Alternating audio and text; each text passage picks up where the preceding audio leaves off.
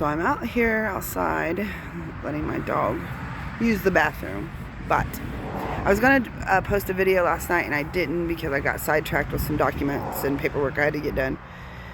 But so I just wanted to stop on here and tell you guys that a little story. So Tuesday I was in my own head, like most of us get when we got a lot of things coming up or a lot of things to do. I was in my own head, stressed out about all these things I need to get done and accomplish in a short amount of time. Matter of fact, I'm still working on some of those. But the thing is that I decided I needed a break and I went out into nature. I often go into nature because nature seems to be a place where you can kind of regroup and get your shit together. So I go out to this place because I know there's a couple eagles out there, and eagles represent strength and triumph, and they're just a majestic bird.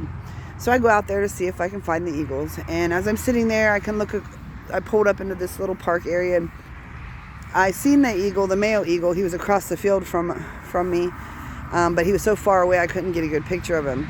And then I seen the female swooping around, and then she landed in a tree, so I couldn't really get a picture of her either because I couldn't get to the tree.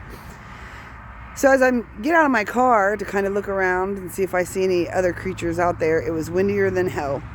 So windy that it about blew me away, and I'm a big girl. So I get back in my car and I thought I'll just sit here for a minute and, pay attention to anything that comes across my path. And I caught my attention to the left side of me that there was this bird in the air trying to fly. And he was flapping away, flapping his wings so fast. But yet the wind was blowing so hard, he was not moving except for his little wings, of course, and they were going fast. And he stopped flapping, and the wind just held him still in the sky like he was frozen. And I thought, that poor little guy ain't going to get to his destination, right? So as I'm sitting there watching him flapping his wings again, the wind is still not letting him move forward. So I watched him hit the ground, or go down to the ground and rest for a minute. And then when he came back up, he came up at an angle, flew as an angle to get up, and he was about 10 feet farther from where he had where he was flying from prior. Anyways, so he had made it 10 feet, but that's not because he was flying against the wind. It's because he went down and rested, and then he came back up again. So I'm sitting here watching the bird. Here he goes, flapping his wings again, trying to get to wherever he's trying to go. And he has a goal set, I'm sure, but he's having trouble accomplishing that goal because the wind was pushing against him like a force, So then the next thing you know is I'm watching him for about a half an hour, and each time when he realized he wasn't getting anywhere, he decides to drop down on the ground and take a breather or take a break. And then he comes back up 10 feet, from where he had tried to fly earlier, but the wind wouldn't let him. So he does this a bunch of times until he gets to the end of the field and finally made it to his destination, obviously, because he didn't come back up.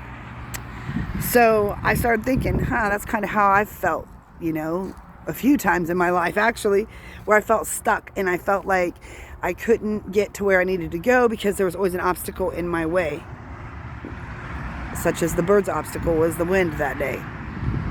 So then I'm thinking, God, we're a lot closer to nature than what we realize, because, like I said, there's been numerous times I've had obstacles in my way, and I thought I am never going to make it to my goal or my destination, because how can I when I got so many things pushing against me, go in the opposite direction that I want to go forward?